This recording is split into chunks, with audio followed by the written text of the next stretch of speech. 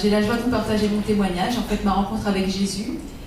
J'ai grandi dans une famille qui n'était pas chrétienne, avec un père sicilien qui était plutôt dans les... On avait des crucifix à la maison, on avait des Vierges Marie avec de l'eau bénite dedans, mais on ne parlait pas de Dieu du tout à la maison, donc moi ça ne me parlait pas, mais j'ai toujours été sensible, je savais qu'un monde spirituel existait, et d'ailleurs j'en avais peur, quand j'étais petite j'avais peur des esprits, mais j'aimais tout ce qui concernait le spirituel.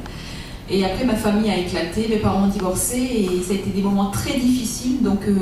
moi, j'ai un peu perdu ma place d'enfant pour consoler mon père, j'ai voulu prendre la place de ma mère.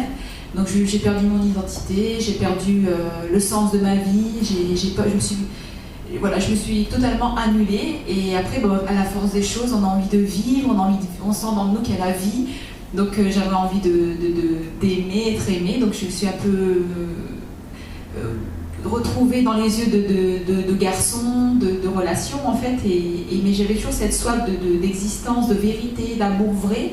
Donc j'ai plongé dans l'occultisme, je faisais beaucoup de voyances, je pratiquais aussi moi, je fuyais dans l'astrologie pour trouver aussi mon identité, quand j'étais née, quel signe astrologique, quel ascendant, qui j'étais en fait aussi. Et je me suis vraiment collée à ça. Mais plus le temps passait, plus j'ai des vides quand même. Je fuis tout le temps la réalité en fait, en pensant qu'il y avait toujours mieux dans ce que j'avais pas. Mais en vérité, j'étais jamais contente, jamais satisfaite. Et un jour, je pratiquais de plus en plus l'occultisme, tout ça, et j'ai eu une attaque spirituelle et j'ai failli perdre la tête, mais Dieu m'a gardée. Enfin, j'ai su après que c'était Dieu qui me gardait. J'avais une force en moi. Je savais pas d'où elle venait, mais je savais qu'il y avait une force qui me tenait.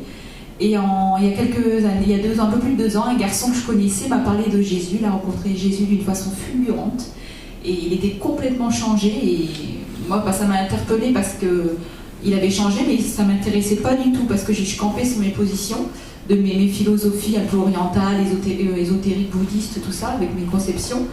Mais un jour, en faisant le bilan de ma vie, chez moi, j'ai fait un bilan de tout ce que j'avais fait, tout ce que je recherchais, pourquoi j'allais vers les gens, pourquoi les gens venaient vers moi, et je trouvais des raisons à toutes les relations. Donc tout se raisonnait, il n'y avait pas de vérité, d'amour vrai, tout s'expliquait par un raisonnement ou un besoin personnel. Donc je me disais, mais le vrai amour n'existe pas. Entre les hommes, les femmes, entre les humains, je ne comprenais pas pourquoi je suis là, c'est l'amour, c'est pour vivre ça ne servait à rien.